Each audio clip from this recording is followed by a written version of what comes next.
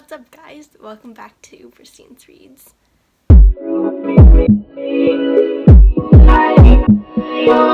Today I'm going to be reviewing Fawkes by Nadine brands, or that could be Nadine brands. I'm not quite sure, so if you're her and you're watching, sorry if I pronounced your name wrong.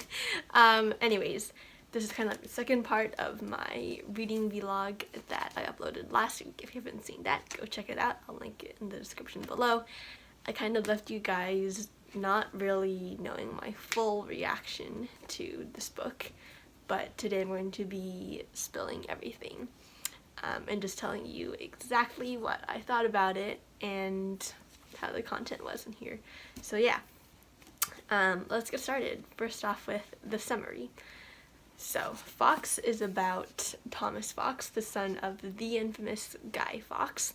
Thomas is currently training at St. Peter's Igniter School of Color. Yes, and anyways, this is kind of like a modern spin on England in the, was it 1700s or 1800s maybe? So around that time, I don't know, I'm used to be bad at history, but around that time there was like the plague, it was called.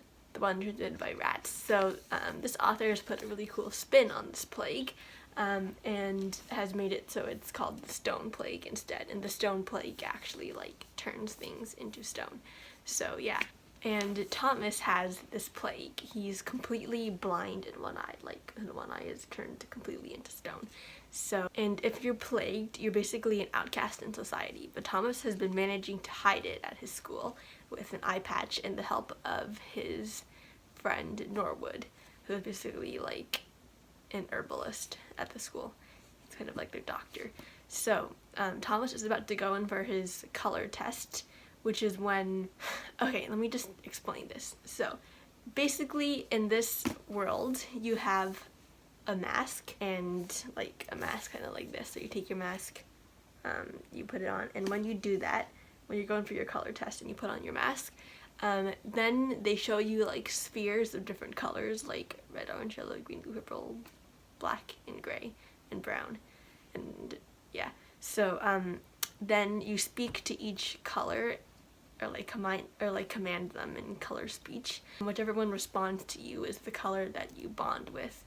And then after that you can control everything of the color that you bonded with. I should also mention here that there are two different types of people that when it comes to dealing with the color bonding. So first there's the igniters. Thomas is training at an igniter school. So the igniters the igniters bond with multiple colors and also bond with white light, and that's how they can control multiple colors, because white light is, you know, all the colors combined together. So the keepers, however, on the other hand, believe that you can only control one color, and white light is just evil. You shouldn't speak to it, you shouldn't have anything to do with it. So Thomas comes from a keeper family, but he's training at an igniter school. Anyways, okay, so now I have that out of the way. Thomas is going in for his color test, and the tradition is that your father makes you your color mask, because only the father, because you're related by blood, and only the father can like infuse his color power into your mask, so you can use that power to bond with your color. Kind of confusing, but yeah, that's how it works. So Thomas is ready to receive his mask, but when the time comes for his test, his father does not show up with his mask.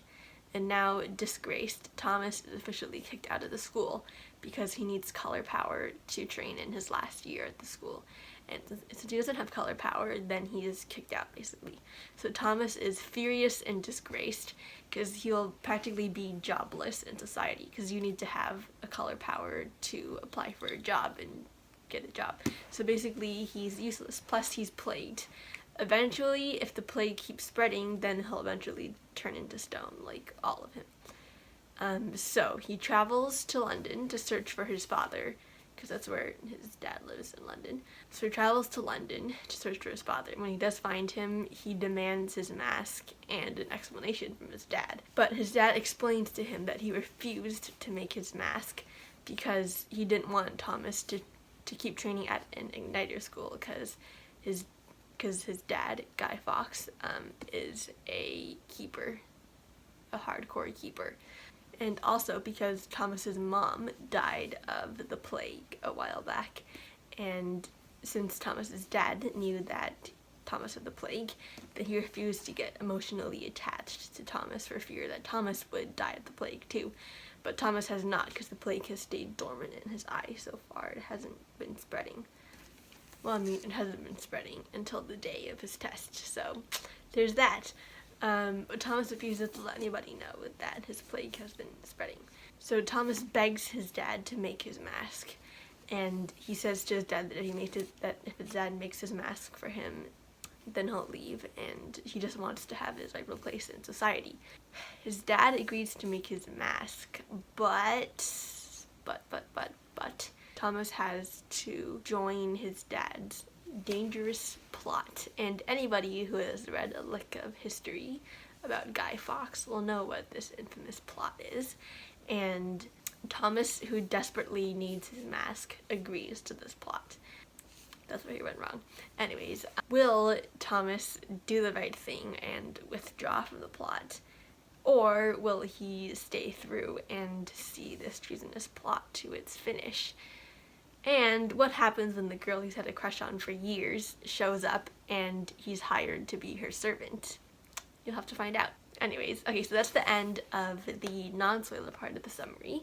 If non-spoilers, stick around. I will give you the full scope of the book. And if you don't want spoilers, click on the timestamp in the description, and it'll take you to the non-spoiler section of the rest of this video. So yeah, I'm moving on for the spoiler. Oh man, where do I begin? Okay, so this book was so just complex. Let me just try and straighten it out for you guys. There's really so much that happened here. Okay, first of all, the girl that Thomas has had a crush on for years, Emma Arabin, is actually the ward of a Baron Monteagle, because she was orphaned, but then the Baron took her under his wing. So the Baron hires Thomas to be her servant, kind of like her guard, because Emma is like wandering around London as she pleases, and Thomas is following her around. And the reason why the Baron hired Thomas as her servant was because one day Thomas found Emma in an alley, and she was being attacked by two men, and Emma was an igniter, so she's able to control multiple colors, and she beat the other two guys. And Thomas kind of helped, not really, he didn't help that much, but the Baron was so, I guess, anxious to repay him that he hired Thomas as Emma's servant. Yeah, so the Baron Monteagle's son, Henry Parker, is not happy about this because he likes Emma too, and so Henry and Thomas are kind of like rivals there. So as Thomas follows Emma around, he's beginning to grow a little suspicious because Emma tells him, first of all, that he is not to report any of her activity that she does after she goes shopping to her guardian, the Baron Monteagle. And Thomas thinks it's a little odd because after she goes shopping in the morning, she goes around to the market and looks around for a job. More specifically, a job that has to do with painting. And Thomas is kind of like, what? Because like, why does Emma need a job? Because the Baron is really wealthy and he can take care of Emma pretty easily. So Thomas is like, what? Why do you need a job? And well, he doesn't tell Emma that, but he's just kind of suspicious. True to his word, he does not tell the Baron of Emma's strange doings. Anyway, so the plot, as you know, is the infamous gunpowder plot. So Thomas's dad, Guy Fawkes, and a bunch of other conspirators, namely the head guy is named Catesby, and there are some other guys in there, like Percy, Winter, Jack, and Kit, but they're not like super important to the plot line, so I'm just gonna try and keep it brief and concise. So basically they plan to dig a tunnel from their house all the way to underneath Parliament. And this is where Thomas kind of comes in handy at the Baron Monteagle's place, because the Baron is a prominent member in the Parliament. So Thomas manages to wean out the date of the Parliament from the Baron, or like just casually asks, and the Baron tells him in.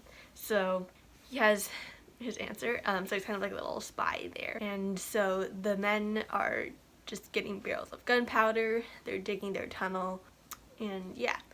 But now, one day, they were invited to a masquerade ball that was held by the king. So you're like, why are you telling me this? But this is important to the storyline, so listen up. So Thomas is going. Pretty much everybody that's important in London is going. So the Baron and Emma and Henry are all going too. So they go, and during this ball, the king has a special guy. His name is John Dee, and he's an alchemist, like John Dee as in D-E-E. So John Dee the alchemist, and he is he's putting on like a show, kind of. So actually, let me forget one detail. So everybody's masks are basically the color they control. So if you control red, you've got a red mask, green mask, etc.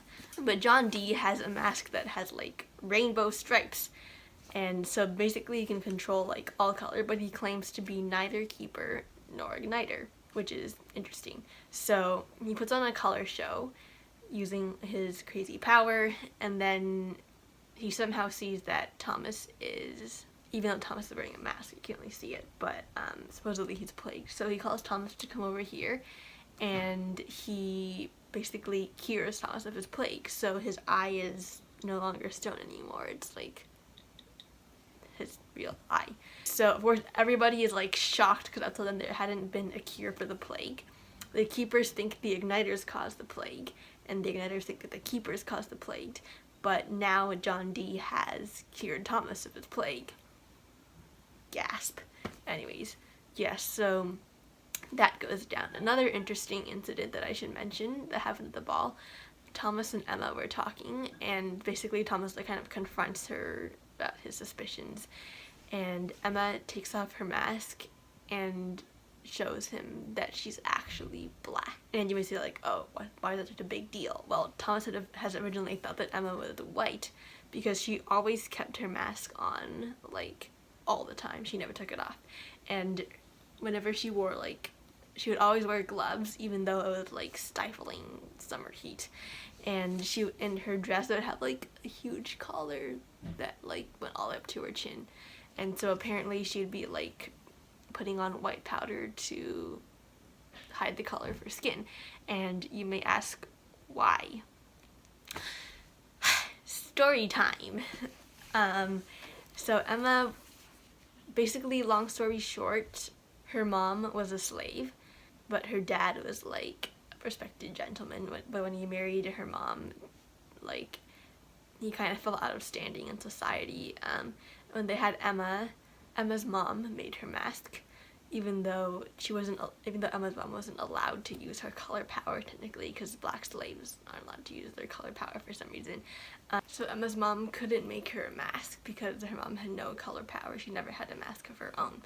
So basically, her mom sought the help of white light, because you can like speak to white light and white light will answer you back. So the white light helped infuse Emma's mask with color power, and Emma was able to bond with a color, or well, actually multiple colors, since Emma is an igniter. So when Emma's dad and her mom died, then the Baron took her in as his ward. But he told Emma to never remove her mask in public, only to eat in private, because he would be shamed if they found out that Emma was black. So basically he took care of Emma and sent her to the St. Peter's School with Henry. And the Baron and Henry don't want Emma to take a job because, well, it's not ladylike, and they need Emma because Henry actually has no color power. It's all a lie. Emma has been, whenever Henry's been taking his color tests or his color exams, Emma has always been like standing behind the door and working for him. So basically the Baron and Henry are keeping, like, they need Emma, so they force her to stay with them. And Emma needs the Baron and Henry so she can secure a place at St. Peter's and basically earn her future.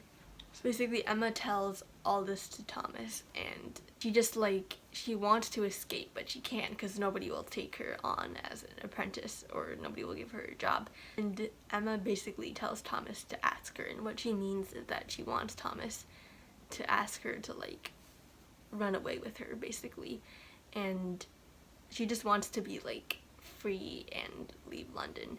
But Thomas can't because he's in his big fat plot that must be carried out. Anyway, so as Thomas keeps like working, he is basically like torn back and forth between the struggle to be a keeper or igniter, because most of the time he hears like white light talking to him, but his dad is telling him not to talk to white light at all. But Emma is encouraging him to talk to white light and ask the white light for help. So Thomas is just super confused, and when major setbacks throw their plot like further back.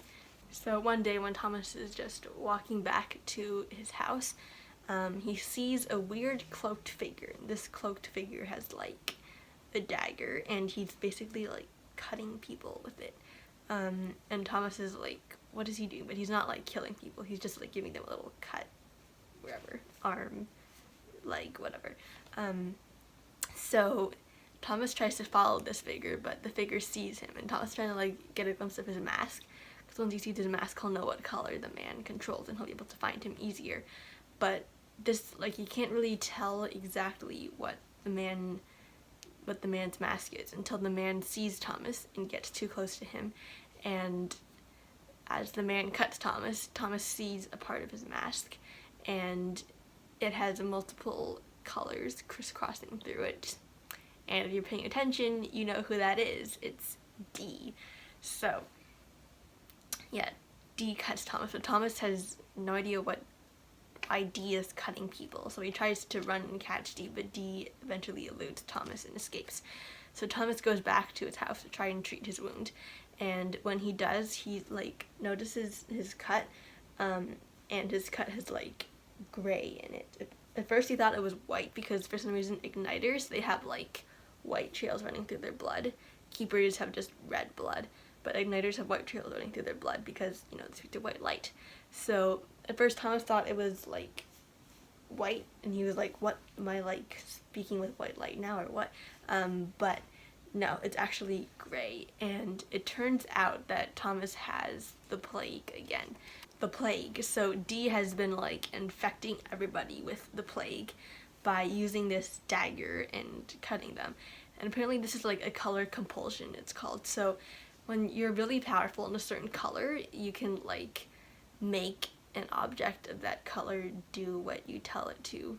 Actually, it's kind of just like regular color power, but color compulsion is not like that. It's just stronger and better. I don't know. Anyway, so it's a color compulsion, the plague, and D is controlling it. He's infecting everybody, and now he's infected Thomas after he cured Thomas. So Thomas frantically like cuts off a small piece of like his skin, cuts off a piece of his skin that has the cut in it, hoping that he'll be able to just take it out or something. But no, the plague has already spread too deep, and it basically spreads all over him. So it spreads up onto his face, and then he's completely blind again. And he's trying to call out for somebody to help him, but nobody's there. And eventually he falls unconscious as like the plague takes over him. Eventually he has like a conversation with white light in his head, and white light is talking to him, and Thomas is like trying to resist, but he eventually talks back to the white light, and the white light is trying to help him. And Thomas eventually gives in and tells the white light to do whatever he wants to him. So white light basically saves him and stops the plague from taking over his entire body. Thomas is still blind, like his face is pretty much all stone, but he's at least alive. His brain functions and he can breathe, and his body can basically work properly, kind of. So basically he's going to tell his dad and everybody that D is the person, but D threatens to kill Emma if Thomas tells. And Thomas, who actually like loves Emma, like won't tell then. So he's like stuck now in this predicament. So Thomas eventually realizes that of course neither keepers or igniters have caused the plague. So he writes to the Baron Monteagle and tells him to stay away from Parliament when it happens November 5th. and he sends it to the Baron, but unfortunately the Baron and the King don't take it seriously. And so when it comes time for the Parliament, Catesby says that Guy, Thomas's dad, will light the, and of course Guy says that it will be his honor to light the fuse. But Thomas knows that he must stop his dad when the time comes. But when the night of the plot comes, his dad presents Thomas his mask that he's finished making, and Thomas just like wants to accept it so bad, but he can't, because he knows that he's betrayed his dad and Catesby and everybody else by writing that letter to the Baron and the King. So he tells his dad, and of course, needless to say, his dad is furious. So he actually shoves Thomas into the tunnel where they've packed with gunpowder and leaves him there. Like, of course Thomas can't see, right? So he's turning around, and just like he calls out to White to help him, and of course he doesn't know how to speak White's language, but White just says, "Let me be your mask." So he calls on White's name, and the White like just completely cures him of his plague, and the White like uses the plague like stone shards to make him a new mask, and this mask is white. And of course this will mean Thomas is the most powerful because he's got a white mask. He can control all the colors. So he puts on this white mask and is like, whoa. So he's able to see again, and he's completely plague free. So he bursts out of this little gunpowder tunnel and he duels with his father, but just then Dee breaks in with a bunch of the King's guards, and Dee is kind of like trickily smart. He decides to turn in Guy and tells them that Guy's gonna blow up Parliament. He's found then because Guy is holding the match and the fuse, right? And Thomas is just trying to like, Thomas is fighting Guy, right? So they think Thomas is a good guy. So they take Guy away to the prison, and Thomas is like, of course, beside himself with grief because his dad is still his dad, no matter how wrong he might be from doing this plot. So he's just like torn in pieces, and yeah, so it's crazy. So eventually he gets Emma and they go to stop Dee.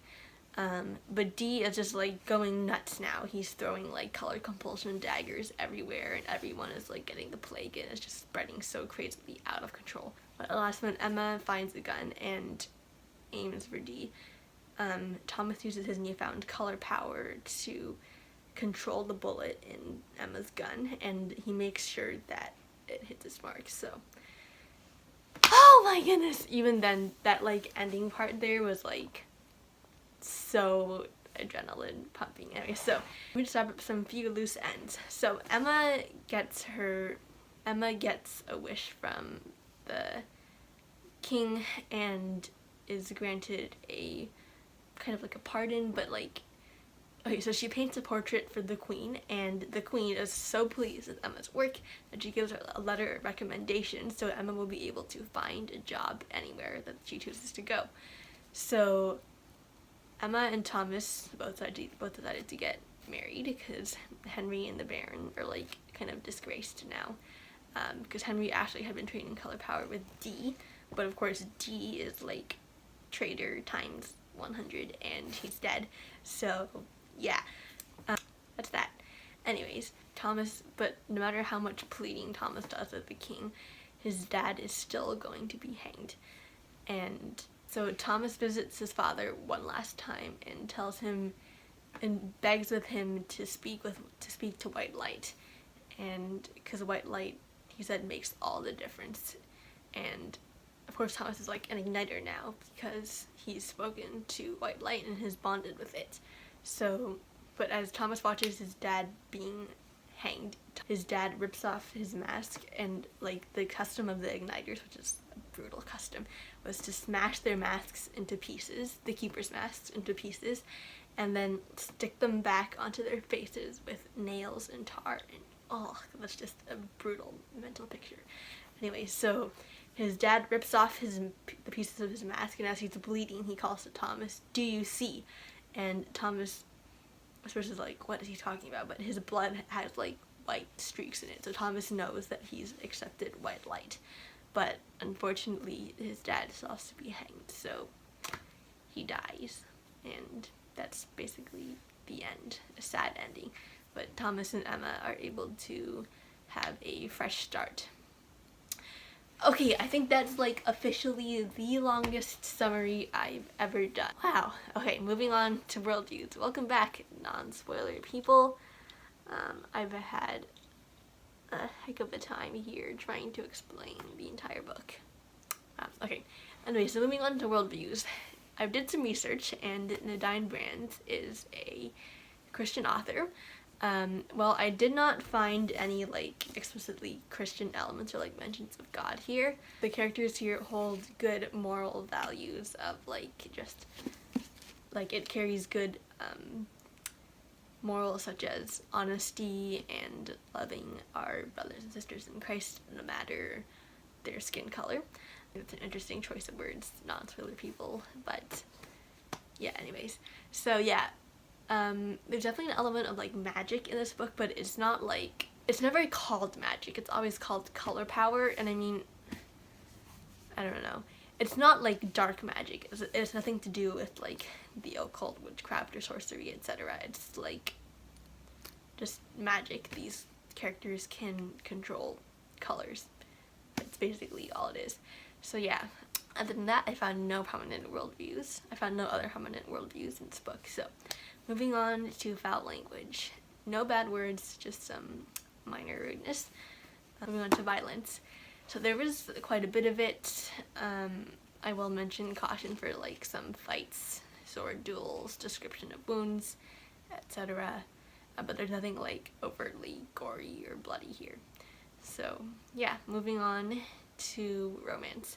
So there definitely was a bit of romance in here, but it's all really appropriate. There's no like inappropriate stuff. So yeah, there's a little mention that I'll put in the description for any of you who want to see it. But yeah, okay, so moving on to actually alcohol. So there are mentions or like some scenes of characters drinking, like, you know, mentions of taverns and pubs. There was a scene where we have like a drunk character who's like rambling on weirdly. That's basically it. Moving on to racism. I'll actually have to include the section this time for the first time. So, to keep it in non-spoiler terms, there's this character here that's actually black, and it's a really interesting subplot here because this character is like looked down upon for their skin color, but it's kind of like trying to hide their identity so nobody will know who they are. But basically, long story short, this character is eventually granted a pardon, and well, not like a pardon because they did nothing wrong. Like, I don't know. Eventually, they just get the life that they deserve eventually. And also mentioned like in this like show that was happening in one scene of this book, there's this scene where like these black people magically turned white as soon as they stepped to the shore of England, which of course can never happen. It's completely impossible. But yeah, so I mean, this is like 1700s. It's not exactly the most slave-friendly place there is. So yeah, but as bad as that may sound, like, just, and you may not want to read it because of this, just read it. It has an amazing arc of redemption. So yeah, moving on to my rating, recommended age level. I'm going to rate this, wow, 5 stars. It's like totally amazing. They were like, honestly, it was so action-packed, which I love in books. So suspenseful, keeps you on the edge of your seat, and just the plot is so complex. I spent like almost half an hour in the non-spoiler. I spent like almost half an hour in the spoiler summary because there's just so much to unpack, and still some more stuff that I didn't get to say. So yeah, honestly, the writing style is just superb. For the age level, I'm gonna put it at 11+. Mostly because of like the violence and some of the slightly more mature content that is in here. But yeah, honestly, it's just a great read, and I highly recommend this book. It's amazing, especially for lovers of fantasy and historical fiction, because this combines it like perfectly. So good. Anyways, yeah, okay, so that is my very long review of Fawkes. So I hope you guys enjoyed this. If you did, please make sure to like the video down below and subscribe to my channel if you haven't already. And I'll see you guys next week. Bye!